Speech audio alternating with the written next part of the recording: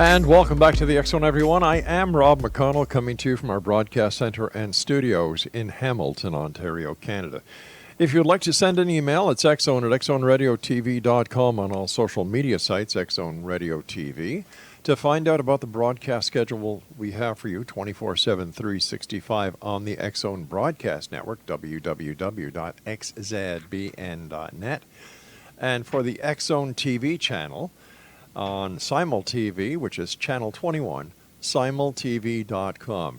And later on this month, we're going to be on, let me see, Craig, where's the list? Pop it up for me. Thanks, Craig. Comcast, iLaunch, and we're going to be right across the United States and into 50 other countries around the world. We're also going to be on Jungo TV and distributed by Globecast.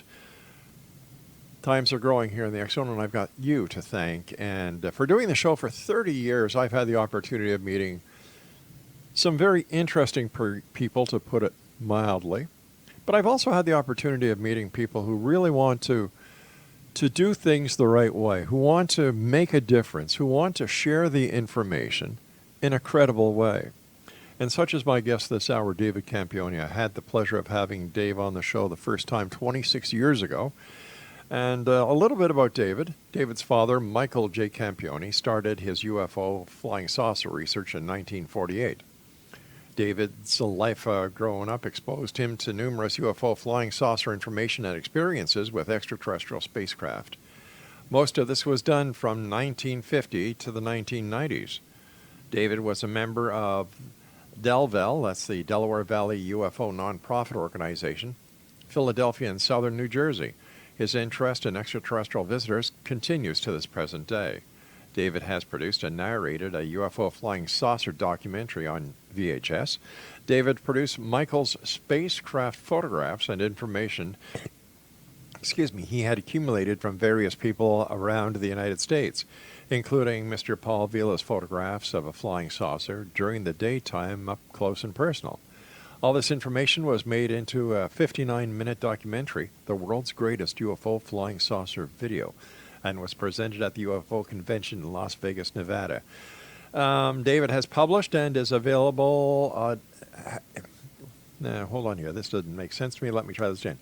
David has published a book that is entitled UFO Spacecraft Identification, which is available on Amazon.com. Joining me now is David Campione, and after the show, X Zone Nation, if you'd like more information about David, visit his website at spacioussky.com. And David, welcome back to the X Zone. It's always a great pleasure having you on the show, my friend. Thank you, Rob, for that wonderful introduction. I appreciate it. It's been a while, and I'm glad to be back. David, you and I go back 26 years, and there are many times people will ask me when I go out doing speeches or lectures or doing other shows, they'll say, Rob, what changes have you seen in the world of ufology since you've been doing your show? And I have to answer them honestly. Nothing. He's right. Dave, what happened? Why was there this, in your opinion, this massive download of information, this massive number of sightings, whether it was, first kind, second kind, third kind, and today, with all this modern technology we have, there seems to be next to nothing going on. What happened, in your opinion? Yeah, I honestly don't know what happened. It seemed like during the 70s and 80s we were seeing everything. The movies were being put out, and I think that's when what was it, Close Encounters of the Third Kind, and Contact, and they were out there, and they were produced. I thought they were produced very well for Hollywood to put the information out there, but it just seems like everything shifted towards politics, and even though there are websites, a lot of websites, I won't mention. I guess I can. Sure. Recently, I would say within the last 2.5 years, Yahoo has had more UFO articles than any other website that I visit, in the mainstream websites. And of course, all the people who are extraordinarily experienced with Photoshop and videos, you get to see things that you question, is this real? I don't know if you saw the one some years ago, how somebody had, Millennium Falcon from Star Wars. Yes, yes, I know the one you're talking about. Yeah, they was flying over these Yeah. palm trees, and they're going. I said, I can't believe this. People are really good out there with faking stuff, and I think that's basically what's happened over the years. The more we got into the social media and electronics, the computers, and what people can do, and you don't know what's real anymore. The most recent that I think it was last fall, where the United States Navy released these. I don't know. There was some space. I mean, fighter jet was out, and Right. they said, "Oh yeah, this is actual UFO." Well, everybody, it looked like a Tic Tac. Yeah. It was in black and white, and this guy's going along, and it did nothing. And I thought, wow, that's a downer there. I'm expecting something phenomenal to see, and but at least they brought something out. That's the only thing that I can say. But it was how many years? I think that was done in '04 or '06. So it was like 14 or 12 years later that they brought this thing out. Well, What? Yes. I find it very, very coincidental that they brought this Tic Tac UFO footage from the the aircraft's gun camera, Right. when all this talk about the Russians having developed a hyperspace weapon that the United States could not defend itself against. Now, I looked at that and I figured, well, wait a minute. Maybe this is the United States letting Russia know that they too have a hypersonic weapon. Yeah. The Cold War, as you and I well know, remembering the Cuban Missile Crisis, the space race, and everything else that has been going on since I can remember, since the end of World War II. And I really don't think that President Trump and Vladimir Putin have come to the point where the Cold War really isn't still going on. I think it's gone up a few notches based on today's technology.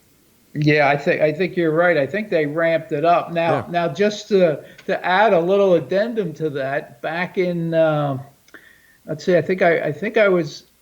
my wife and I were introduced to the information. It was a couple out of Tehachapi, California, and they used to let's see, it was EJ and his wife Doris, which they called Dharma. She would channel a Commander Hatan from one of these. He says his spaceship up there was, I don't know, it could be Venus. I mean, the size of this thing. I mean, he said, well, what do you think a starship looks like? But anyway, she would channel, and some of the information that she put out over the years, and what she received from Commander Hatan, if you can, it's a lot of discernment there. Sure. He said that the Russians back then already had satellites up there that were controlling our weather. And also they had the technology of firing. Now, they didn't say laser, he didn't say lasers, but they had the missiles. And we were just like, the United States was like a pawn to these people. So whether that's changed or not, I have no idea. I mean, I'm so far out of the loop with the U.S. military. Yeah. I don't know if I should believe half the stuff I hear from them, what they do. But this is back let's say in 1989 and through the 90s when this group was in existence. And but they were putting that out there, and they said the Russians were in charge. Now it's interesting that recently President Trump said we want to have a space troops or Space Force. Space Force. Space Force. Yeah. So who knows what's going on now? And I think didn't China just land on the other side of the moon? I think they put something up there, or they're about to. And then we're supposed to go back to the moon again. It's like everybody's jockeying the big powers for all this positioning of superiority from up above. Yeah. David, stand by, my friend. You and I have to take our first commercial break. We'll be back in a couple of minutes. And Exonation, if you'd like to find out more about David or how you can get your very own copy of the world's greatest UFO flying saucers, as well as UFO spacecraft identification manual, visit www.spacioussky.com. I'm Rob McConnell. This is the X Zone, a place where people dare to believe and dare to be heard. It's a place where fact is fiction and fiction is reality. And we're coming to you from our broadcast center and studios in beautiful Hamilton, Ontario, Canada. Don't go away.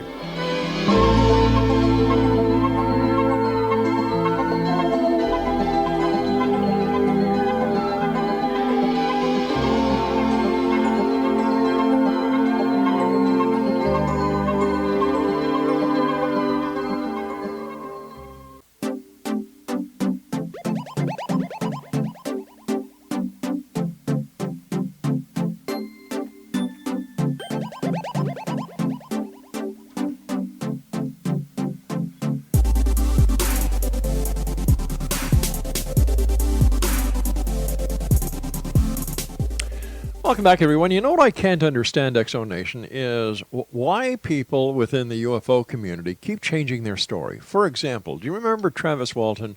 Well, he's out there, and he and some other loggers see what they claim to be a UFO. Travis Walton goes close to it to see what it was, and apparently, when the story first came out, Travis Walton was abducted. He spent a couple of days in space, returned to Heber, Arizona, and the story goes on from there. It was made into a movie, a TV program. It's called Fire in the Sky. Yep. Now Travis Walton is saying, well, no, what happened was that the ray from the flying saucer hit me and killed me, and the aliens brought me aboard their spacecraft and revived me, brought me back to life. Okay. Then you've got Major Ed Dames, who was part of the remote viewing. What do we call remote viewing? Remote viewing. That's it. Remote viewing. Who apparently was who taught at the CIA, and now he's saying that he has remote viewed extraterrestrials, and he is going to meet them in a California desert, and to prove that he's really met them, he's going to bring everybody proof. And what the aliens told them that they are going to do is they are going to disable a Russian nuclear sub, and an American nuclear sub. That is, in my opinion, very stupid, but we'll have to see if this really happens. And then you've got Daryl Sims, the alien hunter, who is now saying that not only was he abducted, but his son has been abducted as well. And these stories just keep on developing. It's like people have to reinvent themselves. Yeah. And David, I've known you for 26 years. You have stayed the same, and I applaud that. Oh, thank you. I appreciate that. Yeah, well, truth is truth, Rob. That's the way I look at it. When you keep changing, you forget what your first story was. That's what they always say. Yeah. Tell us about your sighting. Yeah, okay. The first sighting I had, I was leaving. I was 12 years old in 1956. Just for everybody out there, if you can do the math, you can know I'm 74, so that saves you some time. We were leaving a Boy Scout meeting, 5 other friends, and there were total with me. It was 6 of us, and it was in Philadelphia. In the Holmesburg section of Philadelphia, and we were walking on Frankfurt Avenue, walking home when you were allowed to walk home at night, and we stopped. We crossed a bridge over to Pennypack Creek, going to Frankfurt Avenue Bridge, we all called it, and crossing over to Pennypack Creek, and we stopped, and we were kids, and we were kicking rocks and throwing rocks down into the water, and all of a sudden all 6 of us just looked up and looked down the river. Now, it was just so hard to figure how far away this was. The only thing we can think of was it was down over the Delaware River, and then it was some miles away from where we were, and it looked like the full moon was traversing, on its side, just like you would see the moon, and just going right down in front of us, and it opened.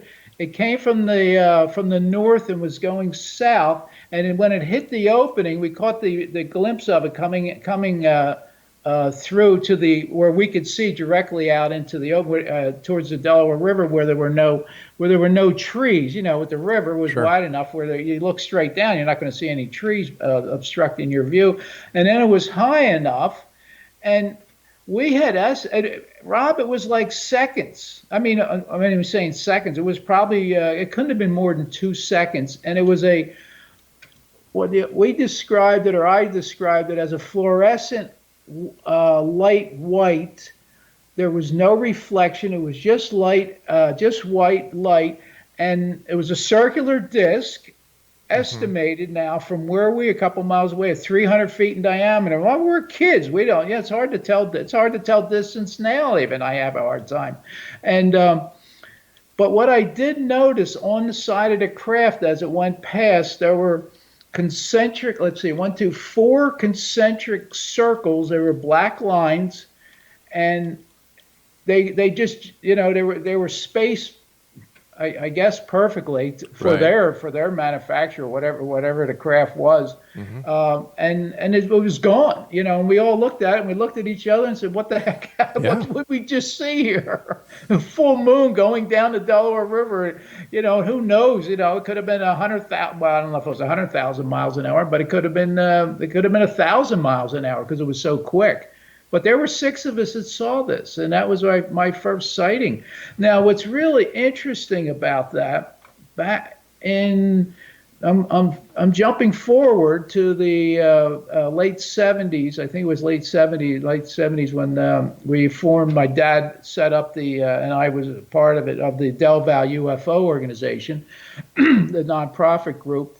And one of the men who used to come, he worked for a think tank in King of Prussia, Pennsylvania, which was all high tech at the time area, very, very big on professional businesses and large corporation home offices and things. And I was telling him about that when I was 12 and with my friends, and he looked at me and he just said they were from Alpha Centauri, and I go, "What?" I said, who was? He said, "That craft you saw." I said, "Dick," I said, "how would you know that?" He says, "Well," he says, "my job every day is I go and sit in a bunker or a room within a building with no windows, no walls, with walls and no clocks, and I just sit there and I think, and it's called I work for a think tank, and I get impressions, and this is what you saw, and where these people were from in this particular spacecraft." Mm.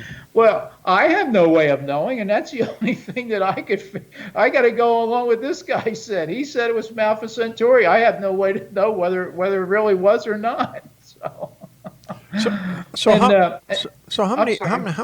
how many spacecraft or UFOs have you seen in your Uh, entire lifetime? 13 that I can actually say there were Wow. spacecraft, and including that one I was just talking about. Were they different sizes, different shapes? Yeah, there were. Well, this one was a circular one, the first one, and Hmm. the smallest that I saw was. It's just really interesting, Rob. I used to go up with my friends. In fact, one of the guys that I saw this craft at 12 years old. We're still friends after all these years. I've known him since I was 5 years old, and we're still friends. And he comes down and we photographs. I take him on junkets to photograph wildlife. But uh, the area that we used to fly fish in upstate New York, and the Pennsylvania border on the Upper Delaware River. Hmm. Prior to going up there, this one week, we always went up in the spring, and this one time we went up in the fall, and they were getting sightings for that whole week prior going up in the Catskills area of New York State of flying saucers. There were 3 days of people just reporting spacecraft up in that area. So I'm getting to my point, which I'll make it quick. When I was up there and then when I was fishing and wherever I was camped, I got up there the day ahead of time and set up camp, and we tented. We're like 5 miles in the woods. I mean, from middle of nowhere, And I was canoeing down. We would go up a river and then canoe down, and I was by myself. And there were people on this island that we always fly fish off of in the springtime. And I decided there were too many people on the right side of the island. It was a little bit of a rapid, so I went to the left side, and there was a woman on the bank, and there was a man on the left bank, and there was a man on the right on the island facing the lady, and up on the hill were three men. It was in the early 80s because I was involved with forensic photography, so I'm looking at these guys up in the woods with a black SUV, and they got blue blazers, white shirts, red ties, and guns. And I'm thinking, what the heck? So anyway, I'm talking to these people as I'm canoeing through it, and here, the man I was talking to, because we were brief conversation of life, it was former President Jimmy Carter, or former President of the United States, Jimmy Carter, I should say. So, and he had seen, he said he saw a UFO, in the 70s, I think it was. And he was in the Navy. Yeah. But I just found it ironic here. The the former president of the United States loves fly fishing, and his wife loves it also. And they're heading to the Catskills. So for 3 days during that preceding weekend, there was a UFO craft that people were seeing all over. And then I run into President Jimmy Carter, former President Jimmy Carter, on this island. And I thought, well, it's so ironic that something like this would happen. So I wrote him a letter, and I didn't talk about flying saucers. I just sent him a letter, and up in Plains, and he sent me a little reply back on how much he enjoyed that area up there. And it was just so strange that here he had seen a flying saucer, and he said that before he ran for the president of the United States. And then, like I'm saying, for those three incidents, or three different nights of sightings in New York, in the Catskills area, New York State, and then here's the president shows up, and I had a brief conversation with him. Stand by, David. David, I've got to take my news break. Please stand by. X Zone Okay. Nation, David Campione is our special guest. SpaciousSky.com is his website, and we'll be back on the other side of this break as we continue here in the X Zone from our broadcast center and studios in Hamilton, Ontario, Canada. I'm Rob McConnell. Don't go away.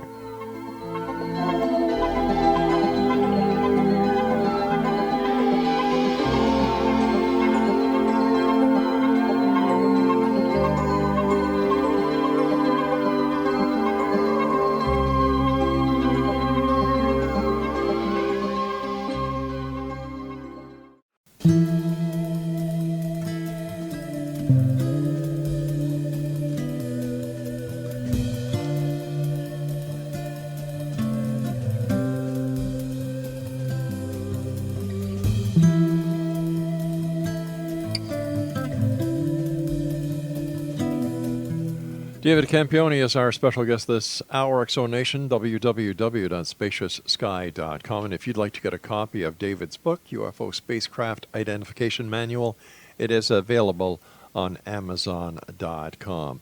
David, I had to cut you off because of the news break. We have to take all our breaks are hard, so we can't deviate. Finish that story that you were telling us. Yeah, well, after still fishing the rest of the weekend, that was on a Saturday, and talking to all the different people up there. Anyway, because one group of people, when I went down to where my tent was, and these people came out and they were dragging my canoe in, and they said, "Boy, you're really who are you?" And I said, "What are you talking about?" He says, "Well, that's how I found out I was a former president of the United States. These people thought I was important, right?" But anyway, I'm driving home on Sunday. The next day, my friends and I that came up on Saturday. We fished Saturday and part of Sunday, and I'm driving home through the farms and around it's a town called, it's the only town that I know of in that area. It's called Equinox, Pennsylvania. I think they had a bar in it, and that's it. I didn't think it wasn't a town, but that's what they called it. And I'm driving through the farm area, and all of a sudden I look off to the left. I'm passing this. I just passed the cow. There was a milking farm, and I see about 100 feet in the air, I see this gold globe. It couldn't have been It couldn't have been 3 or 4 feet in diameter. Solid. It just looked like a solid gold piece of. It was a sphere, and no reflection coming off it, nothing. And this thing just disappeared and then just was zipping on by like it popped into view and then just kept on going and then popped out of view again. So it was just interesting. But the other sizes that I seen them when I was surf fishing in Ship Bottom, New Jersey, on Long Beach Island. And I always took a coat because you're out fishing and you're out there all day in the wind and the sea, and you're standing on the beach, and you're there for 8 hours, and it gets cold. And I saw this black cloud coming, this incredible storm, and I'm thinking, am I going to make? I was debating whether to leave the beach or not because I said, nah, what the heck, I'll still fish. Well, anyway, there was a young couple near me, about a couple 100 feet away, and they stopped and they were looking at this cloud, this storm coming. And then, Rob, it was just the most amazing thing. You could well, you've seen them where the rain is just torrential. It's like a waterfall, and there's nothing 10 feet away. And that's what this thing did. This cloud came and stopped right at the beach line, the beginning of the beach. And I was down near the water. I was at the water, and so was this other couple. And then for some reason, I'm watching, and I felt, well, and then I saw the storm like heading north up it was coming east, and then it just stopped and then started heading north. And I turned and I looked out over the ocean, and out over the ocean near the horizon, I would say, looking at, I don't know, maybe 20 degrees up above the horizon, there was this, to me, it's the only thing I can say. It was a mother craft of some kind, huge. I mean, it had to have been out at the horizon, so you can almost see 2-3 miles out. And this thing looked like it was at least, I don't know, a mile in length, and it looked like a 55-gallon drum. It was all black. And I asked somebody about that, what it was. And so, yeah, that's the guy he gave me the guy's name, the captain who operates. He said he controls the weather on the Mid-Atlantic states. And I go, really? It was mind-boggling to me. And I saw that same craft 7 years prior to that incident, surf fishing. And outside of Media or Lima, Pennsylvania, actually, in the horizon as the sun in the early evening, like about 5 o'clock in the summertime. Same craft. And I said, this is so weird. And then the time my wife and she was driving, we were heading back to to Las Vegas. We were driving around, and this was in 1988, and she was driving and she was flying along because the speed limits were different at the time, those years. And I look out to the left, and I said, oh my God, there's something going to crash over there. And it was like a black airplane with the tail, but no wings and no windows and nothing. And it was just like sitting there, and I thought, this thing's going to crash, or it did crash, or something was going to happen. And my wife slammed the brakes on, and she said, what are you looking at? And I said, I'm telling you, there was a big something out. And this thing, we timed it, Rob. We went out, we took the power line road out to a little power station and drove out with a rental car. And it was 4.5 miles from the highway back to where I saw this. And where I saw it, it looked like it was a mile long. And then we were hiking around above like there were dunes out there, and we were climbing on them and climbing up. And I said, where the heck did this thing go? It was so huge. And up on the left, when we stopped, and I looked way across, now I'm looking back past the highway, probably miles away on the other side of the highway, and up high, I could see, it looked like a traffic light. Red, green, yellow, and green, and from where I was, it looked like the globes were the size of a basketball. And then I turned, and my wife saw it also, and we turned and we looked the other way, and we could see way off in the distance, miles in the distance, where the cliffs were, these rock cliffs. It looks like somebody had taken a laser and cut a huge rectangle out. Now, I don't know how big it was or what, because of the distance that we were at. And then we decided, well, then if we don't see anything, so we just left. Because we had to go catch an airplane to head back to Florida. So, but that was another big craft. Yeah, that was exciting to see something like that. Well, And of course, I didn't have a camera in my hand. answer me this, David. Why is it that certain people like yourself have the opportunity or the good fortune of seeing these craft when there are so many other people who see nothing? Maybe it's just our philosophy and our vibrations at times. As you know, when you're younger, your mind isn't as cluttered up with things. I don't know. That's the only thing I can think of. Could it also have something to do with the person's own belief structure that they believe, so they see? No, not well. I never believed in them. I mean, Okay. I believed in them, but like the first one, I mean, Yeah. how would you believe in something when if you never saw one before, and Good or point. even and plus you're there with 5 other people. Yeah. That's and we all saw the exact same thing, and that's a pretty remarkable sighting for something like that to see, and because it was the most beautiful. Uh, I think it was the most beautiful spacecraft that I've ever seen. Even the Paul Villa's photographs. I mean, that's a beautiful craft that he photographed in outside of Albuquerque. But this craft that the man said was from Alpha Centauri, that was just amazing. I would, yeah, I don't know. I don't know if I'd want to take a ride in it. Sure. But Tell our listeners about Paul Villa.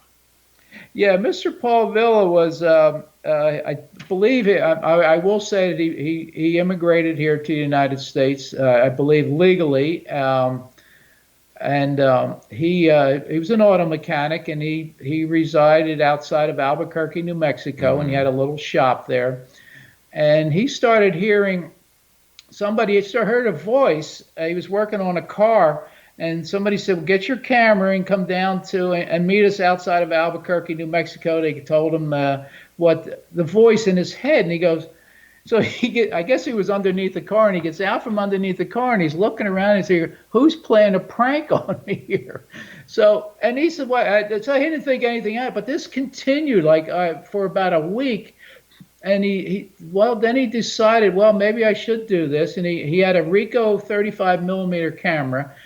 Shooting 35 millimeter color, I guess it was a Kodacolor. Yeah, that was negative film. And he went out to an area where they told him they would be, where the spacecraft would be. And he said, well, you know, Rob, can you imagine receiving information like that? I mean, today would be different, but here you are. Here the guy's he's a God-fearing man. He was a Catholic, and he's hearing these voices. But in his head, anyway, he goes out there, and he's still hearing a voice. And they said, "Okay, we'll get out of your car and Right. get your Yeah. camera out." And this spacecraft, this flying saucer, a real flying saucer with a dome on it, and it's on my website. You can see all the Paul Villa photographs in color, daytime, and up close. And he just started taking pictures of it, and they told him they were going to do. They did a few maneuvers with it, and then when it came within a quarter of a mile of Paul, and then he said it stopped, and they took a nice picture of that, and then it settled down on the ground or hovered above the ground, and a little side door or something opened, and out came a gangplank, and out walked 9 people, 9 beings, human beings, between 7 and 9 feet tall. All Now, right. Mr. What we're going to do is we've got to take our final break, so please stand by, David. As Okay. soon as we come back, let's hear more about these people who came out of this spacecraft. Yeah. Exonation, our guest this hour is David Campione. His website is spacioussky.com. And we'll be back on the other side of this commercial break as we wrap up this hour here in the X Zone from our broadcast center and studios in Hamilton, Ontario, Canada. Don't forget, you can get the current edition of the X Chronicles newspaper with our compliments at www.xchroniclesnewspaper.com.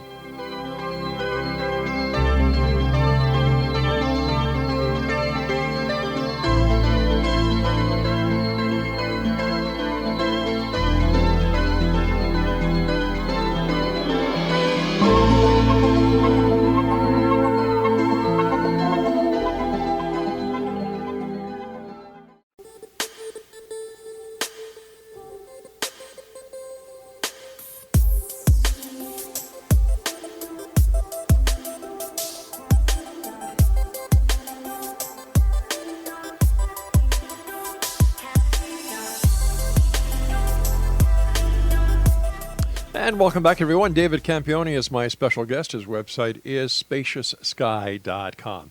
All right, David, you've got to take us back to where we were before the break when the gangplank came down and these beings came out. There you go. 5 men and 4 women, all between 7 and 9 feet tall, and they didn't float down. They actually walked out just like you or I would walk in anywhere. And they walked out, and they told Paul he could take photographs of them, and he did. He said he did. I never saw the night. We never saw anything. He was told by them that he wasn't allowed to release them until they told him to. And of course, he passed before they maybe they never came back. I don't know. So what we can say to that is that the extraterrestrials certainly had no psychic abilities. Oh, you mean for long distance? Well, no. What I was getting at, that was a bad. All right, that was a bad joke because they said that he couldn't release them until he told them to, but they didn't know he was going to die. Yeah. Well, maybe they thought they were going to do something before he passed on. So could be. All right. But I don't know. Him and my father and him corresponded and did everything, copyrighted and everything, the photos, and they corresponded for 8 years. But the interesting to me, which are fascinating, or the few interesting things about Paul meeting these beings, he said that each one of them was emitting a Christ light. Now, to me, that's their body is surrounded in light, like we've seen in Renaissance pictures of an aura. Yeah. And this is how Paul described it as the Christ light, that they were all, each one of them were surrounded, and he said they were beautifully proportioned. They weren't, they just like tall beings, like a basketball player, but bigger, and so up to 9 feet. And the other thing is they were, of course, there's no verbal. It's all mental communication. Paul was doing verbal and receiving the information, hearing it in his head. And he went and, oh, God, where was I going with? Anyway, he said that they told him to contact Michael Campione in New Jersey. And Paul's going, what are you told? Who is this man? He said, well, you look him up. He's in New Jersey, and he'll help you with getting these photographs out and the information out that you have, that we allowed you to photograph. And he said, we're from Como Berenices, which is in the M60 in the spiral galaxy of Como Berenices or Berenices. He didn't say. In fact, Rob, somebody I was corresponding with or communicating with, typing on Facebook one time off of your program, off of your site, right. And they asked me, well, what planet were they were from? I said, well, I don't know. I don't even know where our planet is in the Milky Way, let alone somebody that's over 400 million light years away. But but it was just so strange that they said to contact my father, because he's the only one you can trust in this down here on getting the information out, and that can be honest with you. And the other thing that they said, which I found was beyond interesting, they were talking, and I never saw the correspondence.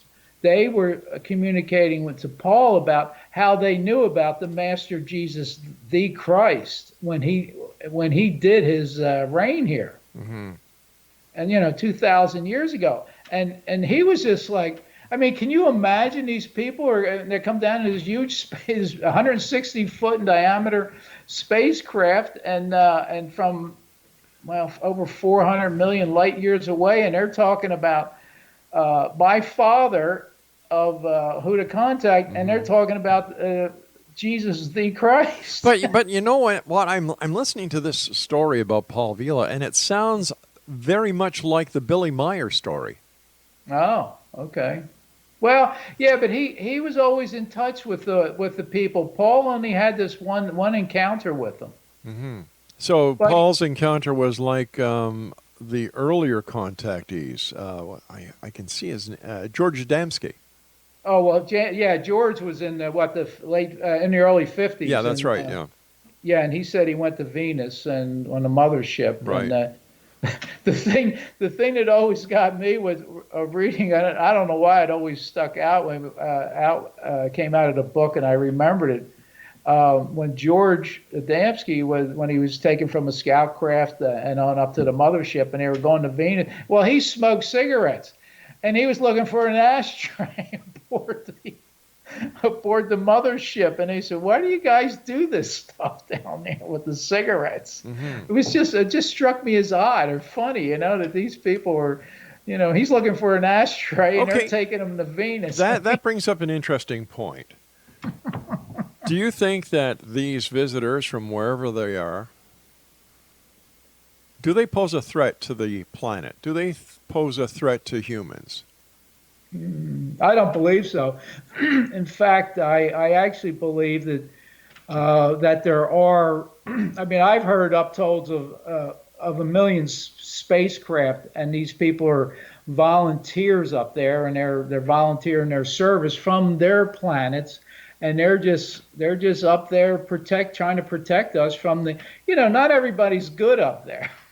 That's flying around just like here on this planet. You got evil up there, and they still have to deal with it, and they're trying to protect us. And sometimes they slip through just like everything else, and they gotta take them out, and that's what they do. They just laser them and they're gone. But why this planet? Why do they want to pay so much attention to this planet, and yet they don't want to be known? It could be because they don't want a nuclear, because of the growth of humanity here.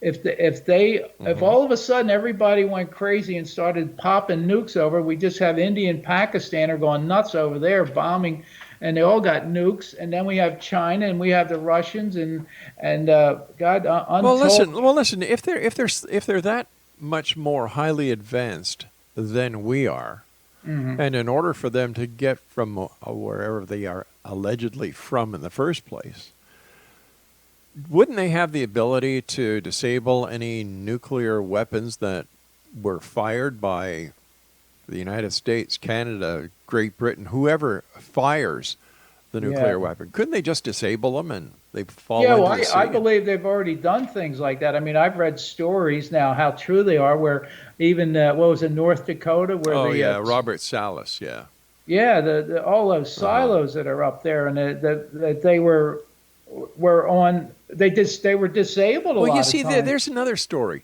You've got Robert Salas, who's spewing this story to anybody who would listen, because it gets him to go to different conventions and different lectures and seminars, and it's made him a very minor celebrity, who's telling the story, and yet the guy who was in the seat right beside him in the silo is saying, "What the hell's he talking about?" Oh, is that right? Yeah.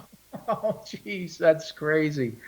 Well, I believe they do have the capabilities to do that. Now, whether I didn't know the man's name, but I'm just going on the information. See, you just gave me information that I can question now. Sure, there you go. Yeah, and I appreciate that, because you don't always find out the truth and what's going on, and it's quite possible that they can do that. Rob, and I think that's part of what they're here, because there was that one planet that's out on the other side of Uranus that I called, or my dad always called it Maldek, that they went and blew themselves up, and they're worried about this planet because we're at that stage now, or have been with the stage, that if we blow this planet, it somehow throws a solar system out, and it's endless what could happen and to the Milky Way, or this part of it. And this is what they're concerned about, and that's why, allegedly, that's why they're here. I've never spoke to them. I've never been up there to look down or to see their plans. I just don't. I'm just going on what I've been told or what I've read over the years, and that's what I see. All right, David, tell me this. My time with you is coming up very fast, my friend. Yes, sir. Do you think that we are close to disclosure and the end of the truth embargo? No, I don't. No, I've been hearing this. I've been hearing it for 50 years. Yeah, Rob, me so too. In fact, I had Stephen Bassett on the show the other day, and once again, is that right? Stephen is like you, a long time good friend of the X Zone, and he's got it. I've got to give kudos to Stephen because he just, he's right in there saying, "Oh, it's going to happen. It's going to happen." And I feel like saying, "Stephen, I've been hearing that for 50 years." It's right. Yeah, I hope it does happen, Rob. That's all I can say. That they're going to come out with the truth. But everybody's to say, well, they're feeding us little bits of information because they don't want to panic the populace. But so what? What else can you panic them with? I mean, That's come on, right. Hey, listen, I hate to do this, my friend, but you Yeah. and I have to say so long for tonight. I want to thank you so much for coming on the show, David. Always great talking to you. And Exo Nation, if you'd like to find out more about our guest this hour, David Campione, visit his website, www.spacioussky.com. David, until the next time we meet, take care of yourself, my friend, and always great pleasure talking to you. Thanks, Rob, and God bless you and your whole family and all the listeners in the Christ light. God bless you too, my friend. Thank you. Thank you. Exo Nation, I'll be back on the other side of this commercial break with the news as we continue here in the X Zone with yours truly, Rob McConnell, from our broadcast center and studios in Hamilton, Ontario, Canada. Check out the X Zone directory of Who's Who 2019 edition. It's available online at www.xzdww.net.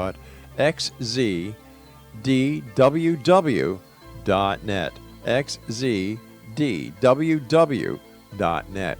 I'll be back on the other side of this break. Whatever you do, don't go away.